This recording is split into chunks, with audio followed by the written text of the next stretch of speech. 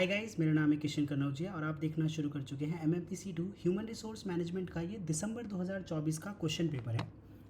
इसमें आपको 8 क्वेश्चंस देखने के लिए मिलेंगे, बट आपको 5 ही अटेम्प्ट करने होते हैं। तो आइए देखते हैं इसका सोल्यूशन। सबसे पहला क्वेश्चन हमसे पूछा गया है, define human resource management, elaborate the functions of human resource management and it's relevance in current scenario. तो ह्यूमन रिसोर्स मैनेजमेंट एक स्ट्रैटेजिक अप्रोच है। बेसिकली एक स्ट्रैटेजी के थ्रू हम लोग ह्यूमन रिसोर्स को मैनेज करते हैं, जिसके अंदर कुछ स्टेप्स इन्वॉल्व रहते हैं। पहला, हम लोगों को एक्वायर करते हैं, यानी कि रिक्रूट करते हैं लोगों को। ठीक है, रिक्रूट करने के बाद सिलेक्ट करते हैं, उसके बाद उनको ट्रेन करते हैं, ट्रेन करने के बाद मोटिवेशन देते हैं कि वो हमारे ऑर्गेनाइजेशन के अंदर रुके रहें, क्योंकि हम उन सभी लोगों से ऐसा कुछ फंक्शन करवाना चाहते हैं जिससे हमें बेनिफिट्स मिले, राइट। ऑर्गेनाइजेशनल गोल्स अचीव हों उन बेनिफिट्स की फॉर्म में। तो क्या क्या फंक्शन है ह्यूमन रिसोर्स मैनेजमेंट के? 2 फंक्शन है। पहला है मैनेजरियल, लोगों को मैनेज करना। दूसरा है ऑपरेटिव, ऑर्गेनाइजेशन के फंक्शंस को ऑपरेट करना। पहला कि हम लोग ह्यूमन रिसोर्स को मैनेज करने के लिए प्लान करते हैं, कब, कहाँ, कैसे, कितने एम्प्लॉयज़ की ज़रूरत पड़ेगी। ऑर्गेनाइज करते हैं कि किन किन एम्प्लॉय से क्या क्या काम कराया जाएगा, ठीक है। फिर कैसे कराया जाएगा, इसके लिए डायरेक्शन एक फंक्शन होता है, डायरेक्टिंग करेंगे। उसके बाद कंट्रोलिंग, अगर कहीं कोई गड़बड़ होती है, यानी कि हमें लगता है कि हमने ज़रूरत से ज़्यादा एम्प्लॉयज़ को हायर कर लिया है, या फिर जिस जॉब रोल के लिए हमें एम्प्लॉयज़ चाहिए थे उस जॉब रोल के लिए अब जो है और एम्प्लॉयज़ चाहिए, राइट। तो फिर वहाँ पर कंट्रोल करते हैं हम लोग, right. Okay, so these are the managerial functions. Now what is operative function?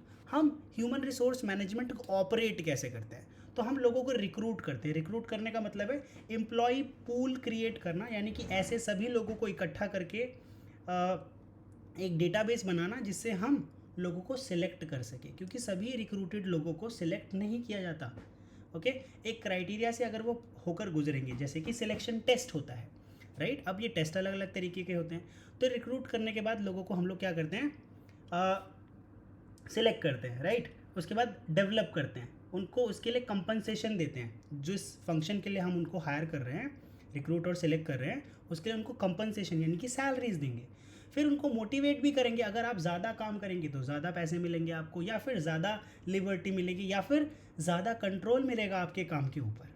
और एम्प्लॉय रिलेशंस मेंटेन करके रखते हैं जिससे उनकी लॉन्गेविटी बनी रहे, ओके, राइट, और एम्प्लॉय रिटेंशन बना रहे।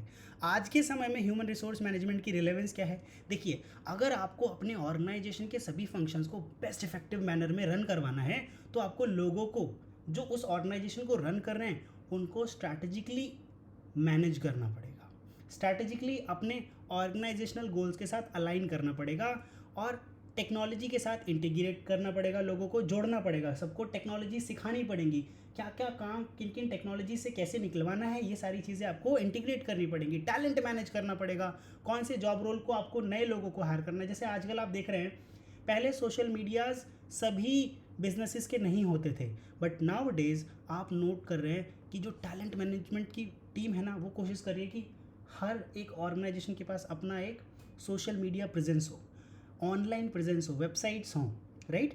एम्प्लॉय की वेलबींग के बारे में ऑर्गेनाइजेशन सोच रही है, लीगल कंप्लाइंसेस को मैनेज करिए, जैसे minimum wage, employ safety, lot more things, right. तो क्योंकि ये जो वर्ल्ड है ये बहुत ज़्यादा डायनेमिक है, वॉलेटाइल है, ओके, बिजनेस वर्ल्ड बहुत ज़्यादा डायनेमिक और वॉलेटाइल है, इसीलिए ह्यूमन रिसोर्स मैनेजमेंट एक की है जिससे हम एक फुर्तीला और कॉम्पिटिटिव ऑर्गेनाइजेशन डेवलप कर सकते हैं। So this was about the question number 1। Now let's move to the question number 2। Explain the concept of job analysis. अब ये जॉब एनालिसिस क्या होता है? देखिए, जब भी मुझे अपने ऑर्गेनाइजेशन के अंदर किसी भी फंक्शन को परफॉर्म करवाना है, फॉर एग्जाम्पल मुझे किसी प्रोजेक्ट पर लोगों से काम करवाना है, तो मुझे ये पता करना पड़ेगा कि इस काम को करवाने के लिए क्या स्पेसिफिकेशन रिक्वायर्ड है और इस काम को कौन कौन कर सकता है।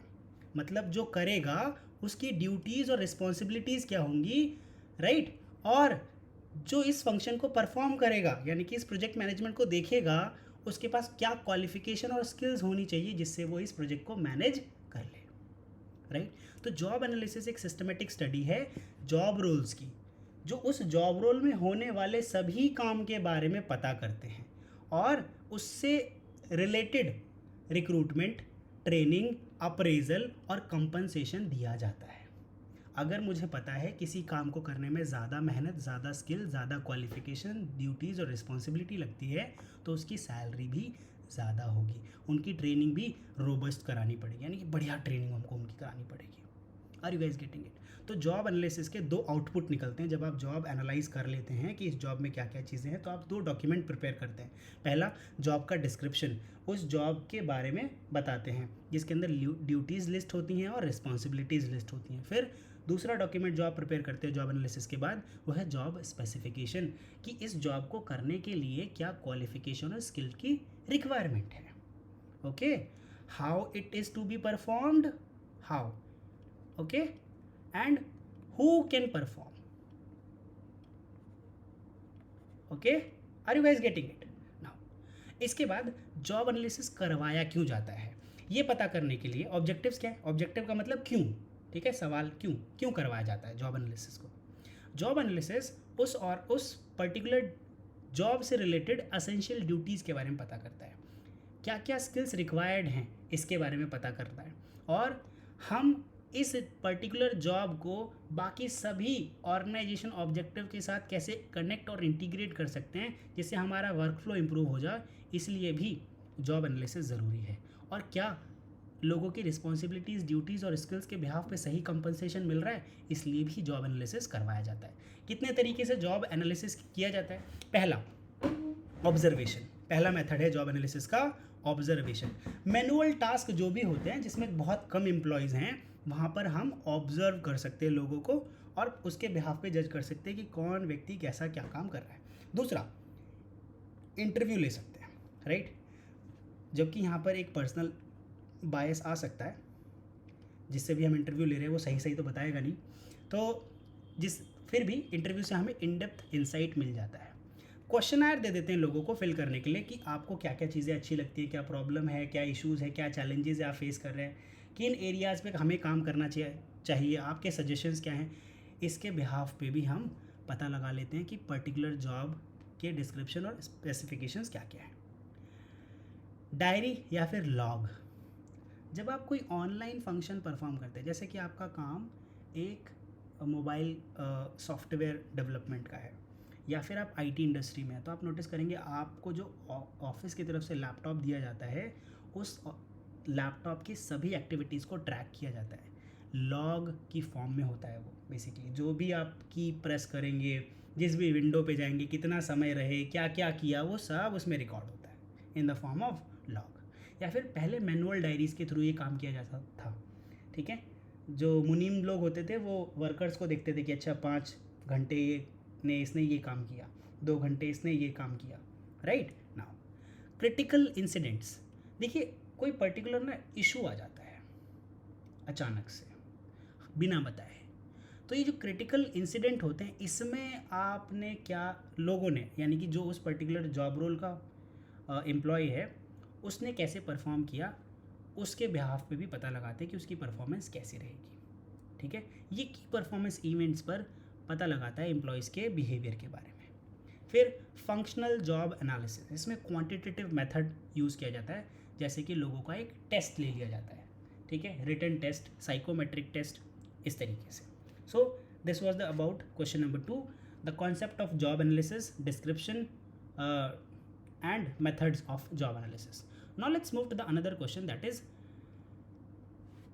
differentiate between recruitment and selection. Explain various types of selection tests with relevant example. देखिए ह्यूमन रिसोर्स मैनेजमेंट में hiring and retaining a talent is a task, tedious task, मुश्किल काम है ये, ओके, और बहुत ही क्रूशियल भी है। इसी से पता लगेगा कि आपकी ऑर्गेनाइजेशन कितना अच्छा परफॉर्म करेगी। अगर आप सही लोगों को हायर करेंगे, सही लोगों को रिक्रूट करेंगे, सिलेक्ट करेंगे, ट्रेन करेंगे, रिटेन करके रखेंगे, तभी तो आपकी ऑर्गेनाइजेशन ज़्यादा फलेगी फूलेगी, राइट। सो आप इसके लिए क्या करते हैं गाइस, आप 2 फंक्शंस परफॉर्म करते हैं, लोगों को रिक्रूट करते हैं और सिलेक्ट करते हैं, okay. So now let's move to the recruitment and selection part. What is the difference between recruitment and selection? And also explain various types of selection test. देखिए रिक्रूटमेंट क्या है? रिक्रूटमेंट एक ऐसा प्रोसेस है जिसमें उन सभी लोगों को इकट्ठा किया जाता है जिनको जॉब की ज़रूरत है, उस पर्टिकुलर जॉब की ज़रूरत है। Recruitment is the process of searching and attracting potential candidate for a job. मतलब एक पूल क्रिएट करता है, to create pool of qualified candidates. उस पर्टिकुलर जॉब के लिए स्पेसिफिक स्किल और एक्सपीरियंस जो रिक्वायर्ड है उसके बिहाफ पे एम्प्लॉयज़ का डेटा इकट्ठा करने को ही हम लोग रिक्रूटमेंट कहते हैं। इससे होता क्या है कि ज़्यादा एम्प्लॉयज़ का डेटा हमारे पास होता है और जब हमें जितने एम्प्लॉयज़ चाहिए उस पर्टिकुलर डेटा से हम रिक्रूट कर सकते हैं, राइट? क्योंकि at a moment in a time just in time हमें कोई एम्प्लॉय ऐसा नहीं मिलने वाला जिससे हम तुरंत काम करवा सकें, राइट? बिकॉज बहुत सारे रिस्पॉन्सिबिलिटीज़ ऑब्लिगेशंस आते हैं। What is selection, how it is different from recruitment? देखिए, सिलेक्शन एक ऐसा प्रोसेस है जिसमें मोस्ट सूटेबल कैंडिडेट को सिलेक्ट किया जाता है from the pool of applicants. जो पूल हमने क्रिएट किया रिक्रूटमेंट के दौरान, अगले स्टेप में हम लोग उसमें से लोगों को सिलेक्ट करते हैं जो बेस्ट एम्प्लॉयज़ होते हैं उनको। बेसिकली सिलेक्शन किया जाता है उन सभी लोगों का जिसमें हम आइडेंटिफाई करते हैं राइट कैंडिडेट को, ठीक है, राइट? नाउ अब सिलेक्शन की नेगेटिव बात क्या है? ये ना अनसूटेबल कैंडिडेट्स को एलिमिनेट कर देता है, ओके? तो इसका नेचर नेगेटिव होता है। रिक्रूटमेंट का पॉजिटिव होता है, सभी लोगों का हम लोग एप्लीकेशंस एक्सेप्ट कर लेते हैं। इसीलिए कितने टाइप के सिलेक्शन टेस्ट होते हैं? देखिए, एप्टीट्यूड टेस्ट जो आपकी लर्निंग एबिलिटी के बारे में आपको चेक करता है, प्रोफिशिएंसी जो काम आप कर रहे हैं उसके बारे में कितना पता है, इंटेलिजेंस कैसी है, आपकी रीजनिंग स्किल से आपकी इंटेलिजेंस के बारे में पता लगाया जाता है, आपके ट्रेट और बिहेवियर से आपकी पर्सनैलिटी के बारे में, इंटरेस्ट, आपका जो इंटरेस्ट है वो जॉब रोल से मैच करता है क्या, इसलिए इंटरेस्ट टेस्ट भी लिया जाता है। साइको मोटर टेस्ट, इसमें फिजिकल कोऑर्डिनेशन क्या आपका इफेक्टिव है, राइट? फिर सिचुएशनल जजमेंट, आपके डिसीजन मेकिंग को इवैल्यूएट करने के लिए टेस्ट लिया जाता है। So these are 7 different type of selection test जो आपके रिक्रूटमेंट के बाद सिलेक्शन प्रोसेस में लिए जाते हैं।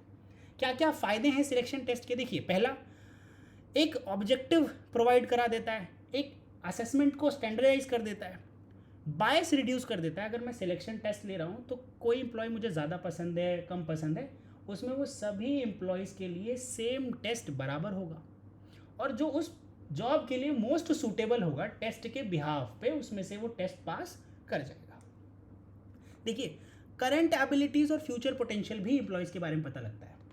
उस टेस्ट के रिजल्ट से किस एरिया में कोई एम्प्लॉय ज़्यादा अच्छा परफॉर्म कर रहा है, किस एरिया में थोड़ा कम अच्छा परफॉर्म कर रहा है, इससे पता लगता है। बेटर जॉब पर्सन फिट के बारे में पता लगता है कि भाई कौन सा व्यक्ति किस काम में ज़्यादा फिट है, किससे क्या ज़्यादा अच्छे से कराया जा सकता है। These are the advantages of selection test.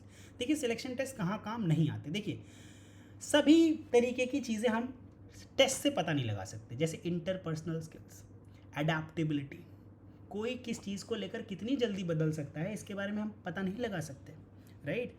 लोगों के साथ कम्युनिकेशन में इंटरपर्सनल स्किल्स उनकी कैसी रहती है इसके बारे में नहीं पता लगा सकते। नॉलेज का पता लगा सकते हैं बट इंटरपर्सनल स्किल्स का नहीं। इट कैन कॉज एंजाइटी और नर्वसनेस, जिससे एम्प्लॉय की परफॉर्मेंस कम हो जाए। जैसे आपका ही टेस्ट है, अभी एग्जाम के लिए आप पढ़ रहे हैं, अभी आप नर्वस हैं, रीज़न हो सकता है कि ऐसे बहुत सारे सवालों के जवाब आप रोज़मर्रा के जीवन में बहुत अच्छे से दें, लेकिन क्योंकि आपका टेस्ट है तो आप थोड़ा सा नर्वस है। बाकी मेरी तरफ से all the very best guys, आप लोगों का जो भी एग्ज़ाम आप MMPC 2 के लिए लिख रहे हैं। देखिए, लिमिटेशन सिलेक्शन टेस्ट का एक और है कि भाई ये वैलिडेशन और प्रॉपर एडमिनिस्ट्रेशन इसको चाहिए होता है for reliability, okay, right now. अच्छा, अगर आप अभी इस वीडियो को देख रहे हैं तो प्लीज़ मैं आप लोगों से रिक्वेस्ट करूँगा कि प्लीज़ इस वीडियो को लाइक ज़रूर कर दीजिए। मैंने बड़ी मेहनत से बनाई है एंड मुझे बहुत अच्छा लगेगा आप लोग लाइक करेंगे। तो 1 सेकंड के लिए पॉज ले रहा हूँ, आप सभी लोग इस वीडियो को लाइक कर दें और अगर चैनल को सब्सक्राइब कर देंगे तो मुझे थोड़ा इफेक्टिव लगेगा, जिससे मैं आपके बाकी फ्यूचर वीडियोस भी बनाऊंगा तो आप तक पहुंचेंगे। बाकी आप सब्सक्राइब करें ना करें, लेकिन वीडियो ज़रूर लाइक कर दीजिए जिससे बाकी स्टूडेंट्स के पास भी पहुँच जाए। मैं माफ़ी चाहूँगा आपके 10 सेकंड ख़राब करने के लिए। आगे चलते हैं क्वेश्चन नंबर 4 पे। What are the goals and objectives of performance appraisal? देखिए, परफॉर्मेंस अप्रेजल क्यों किया जाता है, ठीक है, राइट? परफॉर्मेंस अप्रेजल की ज़रूरत ही क्या पड़ती है, इसका प्रोसेस क्या रहता है, इसको हम एक एग्जाम्पल के फॉर्म में भी समझेंगे। पहला, परफॉर्मेंस अप्रेजल है क्या? देखिए, एक सिस्टमेटिक इवैल्यूएशन प्रोसेस है। कोई एम्प्लॉय कैसा परफॉर्म कर रहा है, इसके लिए हम परफॉर्मेंस अप्रेजल जो है करते हैं उस एम्प्लॉय का over a particular set period, जिससे हम उस पर्टिकुलर एम्प्लॉय के डेवलपमेंट के लिए काम कर सकते हैं कि क्या उस पर्टिकुलर एम्प्लॉय का, हमारे पास कोई स्टैंडर्ड हमने ये सेट किया हुआ है, मान लेते हैं कोई सेट स्टैंडर्ड है 100 का। अब क्या इससे कोई ज़्यादा एम्प्लॉय अच्छा परफॉर्म कर रहा है या इससे कम परफॉर्म कर रहा है? क्या वो 120 पे है या फिर वो 80 पे है? राइट, ज़्यादा परफॉर्म कर रहा है या ओवर अचीव कर रहा है या अंडर अचीव कर रहा है या फिर लिमिट्स के आसपास ही है? ये सब हम परफॉर्मेंस अप्रेजल से पता लगाते हैं। गोल क्या रहते हैं परफॉर्मेंस अप्रेजल के? देखिए कि भाई जॉब परफॉर्मेंस स्टैंडर्ड्स के अगेंस्ट कैसे हैं, फिर उनको डेवलप किया जा सकता है उन सभी एम्प्लॉयज़ को जहाँ पर भी हमें कोई भी गैप मिलता है। ठीक है, स्टैंडर्ड और परफॉर्मेंस के बीच में कोई गैप मिलता है तो उस गैप को हम डेवलपमेंट के थ्रू फिल कर सकते हैं। तीसरा, जितने भी हमारे प्रमोशन हैं, ट्रांसफ़र हैं या फिर एम्प्लॉय एग्जिट्स हैं, उनको हम लोग उनके लिए डिसीजन ले सकते हैं, मोटिवेट कर सकते हैं कि अगर कहीं कोई इशू आ रहा है हमारे ऑर्गेनाइजेशन की तरफ से जिसकी वजह से एम्प्लॉय अच्छे से काम नहीं कर पा रहे, तो हो सकता है कि हम लोग रिवॉर्ड्स भी उसके अंदर ऐड कर दें। ये सिर्फ और सिर्फ परफॉर्मेंस अप्रेजल के बाद ही ज़्यादा अच्छे से होता है। कम्युनिकेशन, हमें सही पता लग जाता है कि कौन सा एम्प्लॉय कैसे, कब, कहाँ, कितना अच्छा परफॉर्म कर रहा है, राइट, और किन को शिफ्ट करने की ज़रूरत है, किस एरिया में नए एम्प्लॉयज़ की ज़रूरत है। लीगल डॉक्यूमेंट एविडेंस हमारे पास रेडी हो जाता है जिसे हम कंप्लायंस और फेयरनेस के लिए यूज़ कर सकते हैं। क्या प्रोसेस रहता है इस परफॉर्मेंस अप्रेजल का? प्रोसेस ऑफ पीए यानी कि परफॉर्मेंस अप्रेजल। देखिए, हम एक स्टैंडर्ड सेट करेंगे कि इस पर्टिकुलर जॉब पे इतना फंक्शन परफॉर्म होना चाहिए। उसके बाद उस पर्टिकुलर एम्प्लॉय की परफॉर्मेंस को मीज़र किया जाएगा। मान लेते हैं हम चाहते हैं कि हमारा एक सेल्स पर्सन 1 महीने में 5 लाख रुपए की सेल ला कर दे। अगर हमारा एक प्रोडक्ट, सिर्फ हमारे एक प्रोडक्ट की कीमत 50,000 रुपये है, तो हम चाहते हैं कि कम से कम वो 20 या 10 कस्टमर को तो बेच दे, 30 दिन में 10 कस्टमर्स को डील कर ले, राइट, तो हमारा 5 लाख का गोल अचीव हो जाए। ये हमने स्टैंडर्ड रखा है। फिर उसकी परफॉर्मेंस मेज़र करेंगे। मान लेते हैं कि भाई इसने 4 लाख रुपए का 1 महीने के अंदर गोल या फिर जो अपना स्टैंडर्ड है उसको मैच किया, कंप्लीट किया, लेकिन गैप रह गया 1 लाख रुपीज़ का। अब स्टैंडर्ड और परफॉर्मेंस में ये जो सेल्स पर्सन है जिसको हमने 5 लाख रुपए का टारगेट दिया था 1 महीने में, इसकी परफॉर्मेंस जब मेज़र की गई तो ये 1 महीने में 4 लाख रुपए का सेल जनरेट कर रहा है। फिर कंपेयर किया गया कि कितने का गैप आ रहा है और उसके बाद फीडबैक लेंगे कि भाई गैप क्यों आया, ये 1 लाख रुपए का गैप किस रीज़न की वजह से आ गया, अगर आ गया तो क्या इसे सुधारा जा सकता है या हमने स्टैंडर्ड्स हाई किए हुए हैं। उसके बाद एक्शन प्लान किया जाता है कि आपको और ट्रेनिंग की ज़रूरत है, या फिर बाकी सभी लोग अगर 6-6, 10-10 लाख रुपए की सेल दे रहे हैं और सिर्फ आपकी 3-4 लाख रुपए की सेल आ रही है, तो आपके ऊपर भी एक्शन प्लान किया जाएगा कि आपको लेकर क्या किया जाए, आपको ट्रेन किया जाए, ट्रांसफ़र किया जाए या फिर किसी नए जो है जॉब रोल के अंदर आपको असाइन कर दिया जाए। और फिर फॉलोअप लिया जाता है कि ऐसा करने के बाद अब क्या हुआ, क्या आप स्टैंडर्ड्स मैच कर रहे हैं आपकी परफॉर्मेंस से, राइट। तो ये परफॉर्मेंस अप्रेजल का प्रोसेस रहता है। कैसे करते हैं गाइस हम लोग परफॉर्मेंस अप्रेजल को? ओके, तो इसके लिए बहुत सारे क्या है गाइस, बहुत सारे हमारे पास तरीके हैं जिससे हम परफॉर्मेंस अप्रेजल करते हैं। पहला है annual confidential report. Okay, 360 degree feedback.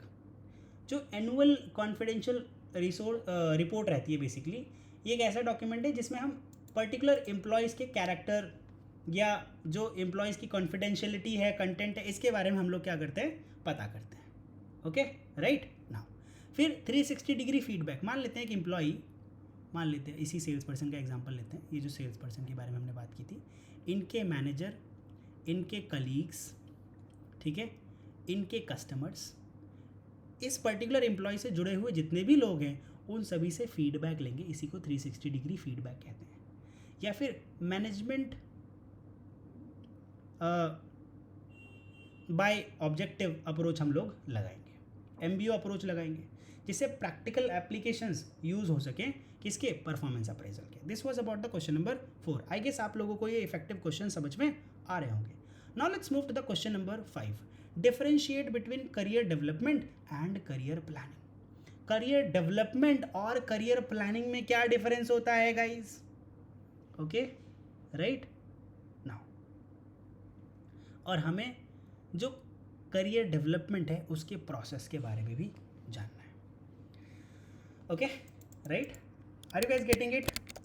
Yes. आप लोगों ने अगर अभी तक वीडियो लाइक नहीं किया है तो अगेन मैं आप लोगों से रिक्वेस्ट करूँगा कि आप लोग क्या करें भाई. यस, वीडियो को लाइक कर दें. Are you guys getting it now?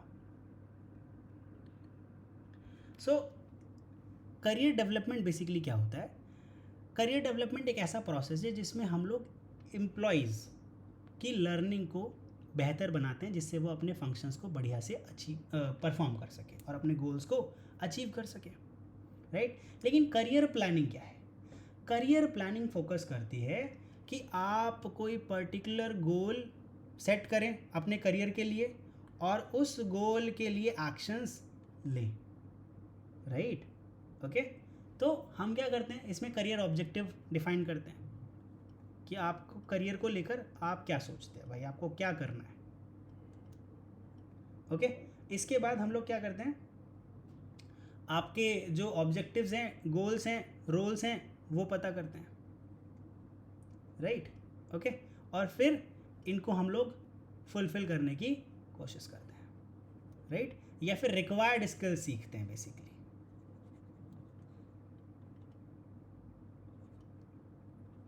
Required skill सीखते हैं जिससे हम इस करियर प्लानिंग के लिए बढ़िया से रोबस्ट हो जाए, सीख सके इसको.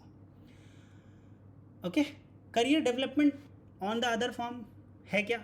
एक कंटिन्यूस प्रोसेस जिसमें हम अपने जो करियर गोल्स हैं उनको अचीव करने के लिए लर्निंग को सीख रहे हैं. यानी कि कुछ कुछ चीज़ें जो हमें उस पर्टिकुलर जॉब को परफॉर्म करने के लिए आनी चाहिए वो हम यहाँ करियर डेवलपमेंट में सीख लें. करियर डेवलपमेंट के क्या क्या फ़ायदे हैं भाई? आपका मोटिवेशन बढ़ता है, रिटेंशन बढ़ा रहता है, आपकी सक्सेशन प्लानिंग में मदद मिलती है, आपके पर्सनल और ऑर्गेनाइजेशनल गोल्स अचीव होते हैं, आपकी प्रोडक्टिविटी और बढ़िया हो जाती है. प्रोसेस क्या रहेगा करियर डेवलपमेंट का? देखिए, पहला आप सेल्फ असेसमेंट करेंगे, ओके, कि भाई आपकी स्ट्रेंथ, इंटरेस्ट और गोल्स क्या हैं. फिर आप करियर को एक्सप्लोर करेंगे, राइट. ओके, तो आप एक्सप्लोर करेंगे कि आपके लिए सूटेबल रोल्स और पाथ क्या है. इसी को हम लोग बेसिकली करियर प्लानिंग बोलते हैं. ओके, फिर आप गोल सेट करेंगे. आप डिफाइन करेंगे स्मार्ट गोल, स्पेसिफिक, मेजरेबल, अचीवेबल और रिएक्टेबल गोल्स को हम लोग सेट करेंगे. गाइस माफ़ी चाहूँगा. Yes, specific, measurable, achievable, relevant and time bound goals को हम क्या करेंगे भाई? सेट करेंगे. ओके, फिर स्किल डेवलप करेंगे, ट्रेन करेंगे अपने आप को उस पर्टिकुलर करियर के साथ अलाइन होने के लिए. अपॉर्चुनिटीज़ जैसे कि प्रमोशन और लेटरल मूव्स की हमें ज़रूरत पड़ेगी, ठीक है, कोई हमें प्रमोट कर दे. फीडबैक की ज़रूरत पड़ेगी कि हम अपनी जॉब को अच्छे से परफॉर्म कर रहे हैं कि नहीं, और कहीं गड़बड़ हुई तो वहाँ पर हमें मेंटरशिप की ज़रूरत पड़ेगी. Counselling, HR and organisational support आपको काउंसलिंग के थ्रू मिलेगा. ऑर्गेनाइजेशन का रोल क्या रहता है? देखिए, ऑर्गेनाइजेशन का रोल करियर डेवलपमेंट प्रोसेस में ये रहता है कि जिससे आपको बढ़िया क्लियर पाथ मिल जाए, लर्निंग रिसोर्सेज आपको प्रोवाइड किए जा सकें और करियर प्लानिंग आपकी की जा सके जिससे आपके करियर गोल्स को और ऑर्गेनाइजेशनल गोल्स को अलाइन किया जा सके, जिससे आपका रिटेंशन बना रहे ऑर्गेनाइजेशन के अंदर. This was about the question number 5, right. Now let's move to the question number 6. Forms of worker participation in management in Germany and Yugoslavia. देखिए, workers participation in management involves employee inclusion in decision making. जैसे आप अपनी organisation के अंदर democracy और trust लेकर आते हैं. जर्मनी का जो वर्कर्स पार्टिसिपेशन मैनेजमेंट है उसके बारे में डिस्कस करते हैं. इसमें डुअल सिस्टम है गाइस. पहला को डिटर्मिनेशन को लेकर बात करता है, दूसरा यहाँ पे वर्क्स काउंसिल होती है, राइट. को डिटर्मिनेशन को 1976 में एक एक्ट के थ्रू लाया गया था for the firms, with 2000 plus employees. Workers hold up to 50% seats on supervisory boards, जिससे जो डिसीजन मेकिंग है वो ऑर्गेनाइजेशन के प्रॉफिट से रिलेटेड और एम्प्लॉयज़ की वेलबींग से रिलेटेड लिए जा सके, मतलब बैलेंस बना रहे, प्रॉफिट भी आए और एम्प्लॉयज़ की वेलबींग भी बनी रहे। इसलिए 50% सीट्स जो हैं सुपरवाइजरी बोर्ड्स के अंदर वो इस को डिटर्मिनेशन मॉडल के थ्रू, सिस्टम के थ्रू जाएंगी। दूसरा, वर्क्स काउंसिल बनेंगी वहाँ पे। 1952 के एक एक्ट के अंदर यहाँ पर शॉप फ्लोर पर बॉडीज़ होंगी जो HR इश्यूज से रिलेटेड, सेफ्टी से रिलेटेड, लीव्स और शिफ्ट से रिलेटेड आपके रूल्स और जो जितने भी कंप्लाइंसेस हैं उनको इंश्योर करेंगे, राइट। फ़ायदा क्या है गाइस? इससे हार्मनी प्रमोट होती है, एम्प्लॉयज़ को मोटिवेशन मिलता है, ऑर्गेनाइजेशन में ट्रांसपेरेंसी आती है और लॉन्ग टर्म फोकस ऑर्गेनाइजेशन का हो पाता है। Next is Yugoslavia's model of workers participation in management.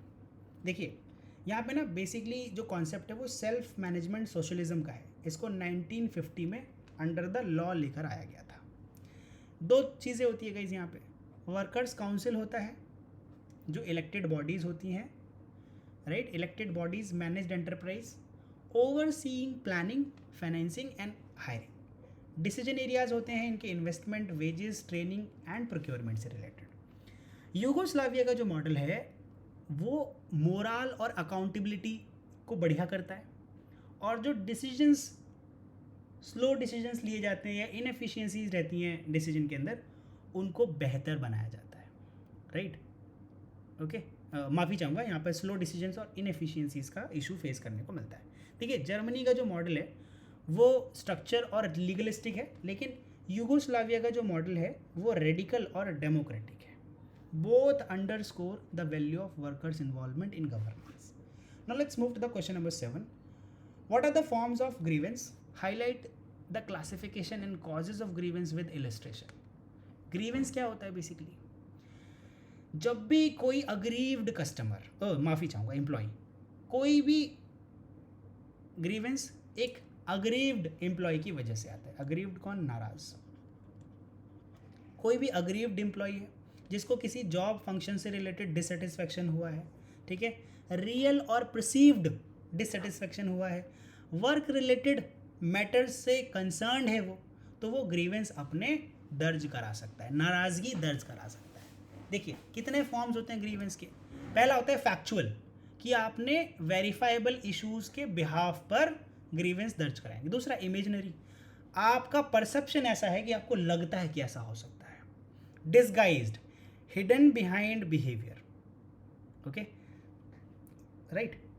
Now कितने टाइप के ग्रीवेंसेस होते हैं गाइस? 4 तरीके के। पहला इंडिविजुअल ग्रीवेंस, पर्सनल कंसर्न से रिलेटेड यहाँ पर ग्रीवेंसेस दर्ज कराए जाते हैं। ग्रुप ग्रीवेंसेस में जितने भी एम्प्लॉयज़ हैं वो शेयर करते हैं कि हाँ मेरे को भी इशू हो रहा है, आपको भी इशू हो रहा है, सबको इशू हो रहा है। पॉलिसी से रिलेटेड जो ग्रीवेंसेस आते हैं, जो इश्यूज आते हैं लोगों को, वो अगेंस्ट द रूल और प्रोसीजर होते हैं। Union, raised collectively via union. अब ये जो ग्रीवेंसेस आते क्यों हैं? लोग नाराज़ ही क्यों होंगे? एम्प्लॉयज़ नाराज़ ही क्यों होंगे? उनको काम करना है, पैसे लेने हैं, घर जाना है, सिंपल सी बात है। जब काम करने के लिए वर्किंग कंडीशन अच्छी नहीं होगी, तब मैनेजमेंट सही से लोगों का हालचाल नहीं पूछ रहा होगा, तब यानी कि अनफेयर मैनेजमेंट प्रैक्टिस रहेगी। इकोनॉमिक और रिलेशनल इशूज़ अगर अच्छे नहीं होंगे, तब ऑर्गेनाइजेशनल चेंजेस या फिर अग्रीमेंट्स को ब्रोक किया जाएगा, तब। ये सारे नाराज़गी वाले पॉइंट्स हैं।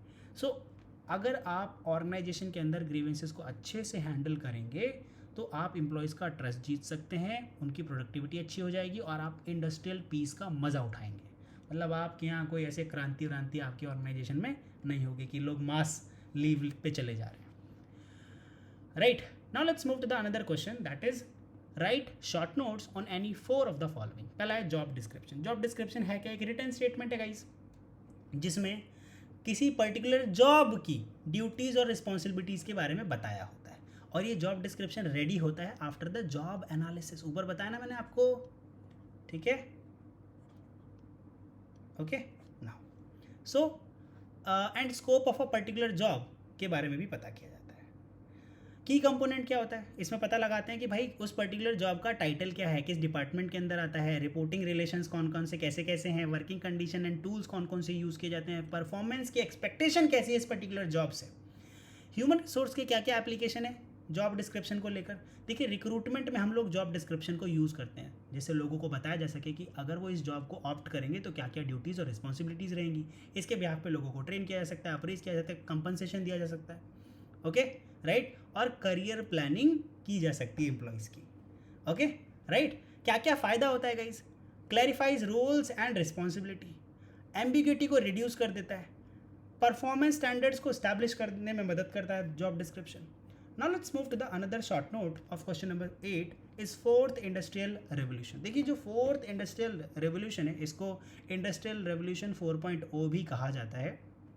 It was about digital physical and biological technologies like AI, IoT, robotics and big data. Human resource management पे इसका बड़ा फ़र्क पड़ा है। अब आप रिक्रूट कर रहे हैं लोगों को, यानी कि ऑनलाइन पोर्टल पर लोग जॉब के लिए अप्लाई करते हैं और आप ऑनलाइन पोर्टल पे जॉब के थ्रू लोगों को रिक्रूट या सिलेक्ट करते हैं, ओके। ट्रेनिंग, डिजिटल स्किल्स और कंटिन्यूस लर्निंग पर अब आप फोकस करवा रहे हैं एम्प्लॉयज़ का। Are you guys getting it? Okay now so this is the industrial revolution 4.0। This is what, this is industrial revolution 4.0। दूसरा इंडस्ट्रियल रेवोल्यूशन 4.0 में मॉनिटरिंग पर भी ज़्यादा ध्यान रखा जाता है, जैसे कि remote performance tool, virtual onboarding, retention, data driven decision making और एडेप्टेबिलिटी। क्या क्या चैलेंजेस आते हैं इंडस्ट्रियल रेवोल्यूशन 4.0 के अंदर, job displacement, skill gap, reskilling and upskilling. Human resource management का क्या रिस्पॉन्स है इस नए इंडस्ट्रियल रेवोल्यूशन पे? देखिए हम लोगों को ना फ्लेक्सिबल होना पड़ेगा, टेक इनेबल्ड सिस्टम को वर्कफोर्स के साथ अलाइन करना पड़ेगा। हमें टेक्नोलॉजीज़ को लोगों के लिए बनाना है और लोगों को टेक्नोलॉजी सिखानी है जिससे दोनों आपस में इंटीग्रेट हो सके। वर्कफोर्स कंपैटिबिलिटीज़ को डायनामिक डिमांड ऑफ इंडस्ट्री के साथ जोड़ना है। This is the human resource management response. Now sources of man power. देखिए आपको अगर ऑर्गेनाइजेशन में एम्प्लॉयज़ को एक्वायर करना है तो कितने तरीके हैं गाइस हमारे पास? बहुत सारे तरीके। इंटरनल सोर्सेज हैं, आप एम्प्लॉयज़ को प्रमोट कर सकते हैं, एक पोजीशन से दूसरी पोजीशन पर ट्रांसफ़र कर सकते हैं, इंटरनल जॉब पोस्टिंग्स लेकर आ सकते हैं। क्या क्या फ़ायदा होता है? मोराल बढ़ता है और ट्रेनिंग कॉस्ट बचती है और करियर डेवलपमेंट को सपोर्ट करता है ये। एक्सटर्नल सोर्सेज जो मैन पावर सोर्सिंग के होते हैं वो है campus recruitment, job portals, agencies, ads and referrals. Benefits क्या होता है? Wider talent pool, fresh perspectives. क्या क्या फैक्टर्स हैं जो आपकी मैन पावर सोर्सेज को अफेक्ट करते हैं? पहला, जॉब का लेवल क्या है और उसकी अर्जेंसी कैसी है, उसमें कितना पैसा लगेगा और ऑर्गेनाइजेशन की पॉलिसी कैसी है, right? Okay now a balanced use of internal and external sources ensure stability and innovation in workforce planning. Are you guys getting it? Now let's move to the another point that is participative decision making. अब ये PDM क्या होता है? PDM सभी लोगों को लेकर चलता है गाइस, एम्प्लॉयज़ के सभी स्टेक होल्डर्स से बेसिकली डिस्कस करता है कि हमें कैसी डिसीजन लेने चाहिए इस पर्टिकुलर ऑर्गेनाइजेशन के लिए। कितने फॉर्म्स होते हैं? वर्क कमिटीज़ बनती है, जॉइंट मैनेजमेंट काउंसिल्स होती है, सजेशन स्कीम्स निकालते हैं, क्वालिटी सर्कल्स होते हैं, बोर्ड रिप्रेजेंटेशन किए जाते हैं। क्या क्या फ़ायदा होता है? देखिए इससे प्रोडक्टिविटी बढ़ जाती है, डिसीजन की क्वालिटी बढ़ जाती है, लोगों का ट्रस्ट आ जाता है क्योंकि सभी लोगों को मिलकर डिसीजन लिया गया है। ग्लोबल प्रैक्टिस है guys, Germany uses co determination, India mandates work committees under the industrial dispute act. क्या क्या चीज़ों की रिक्वायरमेंट रहती है guys? Effective implementation, mutual respect and organisational support. Okay, functions of trade unions. Guys जो trade unions होते हैं उनके क्या क्या काम होते हैं? ट्रेड यूनियंस बेसिकली क्या होते हैं? वर्कर के ऑर्गेनाइजेशन होते हैं जो फॉर्म होते हैं एम्प्लॉयज़ को प्रोटेक्ट और प्रमोट करने के लिए, उनके इंटरेस्ट के लिए, ठीक है, और कलेक्टिव एक्शंस लिए जा सके। की फंक्शंस क्या होते हैं? एम्प्लॉयज़ को प्रोटेक्ट करने के, वर्कर्स को सेफगार्ड करना from exploitation and legal violations के थ्रू, राइट? इकोनॉमिक फंक्शन है, वेजेस को नेगोशिएट करना, बोनसेस दिलवाना, फेयर वर्किंग आवर्स के लिए ऑर्गेनाइजेशंस के साथ नेगोशिएट करना, वेलफेयर के बारे में सोचना, हाउसिंग, एजुकेशन, हेल्थ केयर और दूसरे बेनिफिट्स को ऑर्गेनाइज कराना भी जो फंक्शन है वो है ट्रेड यूनियंस का। दूसरा पॉलिटिकल, जो लेबर फ्रेंडली लॉज हैं उनको एडवोकेट करना, पॉलिसी मेकिंग को इन्फ्लुएंस करना कि लोगों के लिए भी पॉलिसीज़ बनाई जाए। ठीक है।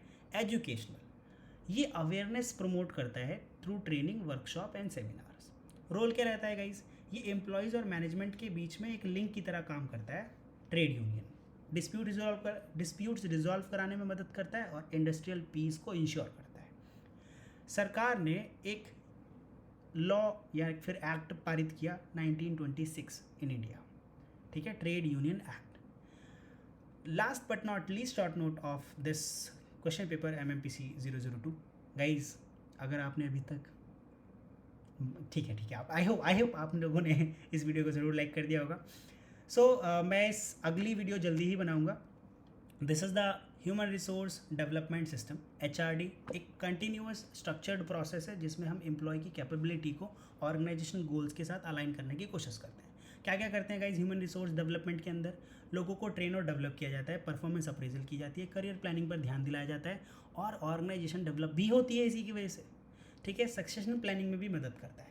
क्या इंपॉर्टेंस है ह्यूमन रिसोर्स डेवलपमेंट की? अगर आप अपने एम्प्लॉयज़ को सिखाएंगे, नई नई चीज़ें उनको डेवलप करेंगे तो उनका मोटिवेशन बढ़ेगा, इंटरनल ग्रोथ बढ़ेगी और ओवरऑल ऑर्गेनाइजेशन की इफेक्टिवनेस, सर्विस लेवल्स बहुत अच्छे हो जाएंगे। सो guys, this is all about the MMPC 002 December 2024 question papers solution. अगर आपको हमारी ट्यूशन क्लासेस में एडमिशन लेना है तो आप इस दिए हुए नंबर पे 8284x7 पर हमें कॉल कर सकते हैं। पूरे एग्ज़ाम के लिए सेमेस्टर 1, 2, 3, 4 सब के लिए हमारे पास क्रैश कोर्स है। ठीक है, राइट। और लाइव क्लासेस सेमेस्टर 2 के लिए शुरू होने वाली हैं जल्दी ही।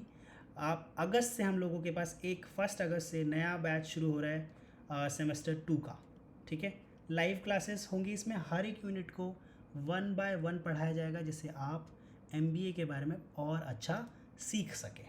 सो guys, this is all about the today's lecture. See you in the very next class. इस वीडियो को लाइक, शेयर, सब्सक्राइब ज़रूर कीजिएगा। मिलते हैं अगली क्लास में, तब तक के लिए टाटा बाय बाय।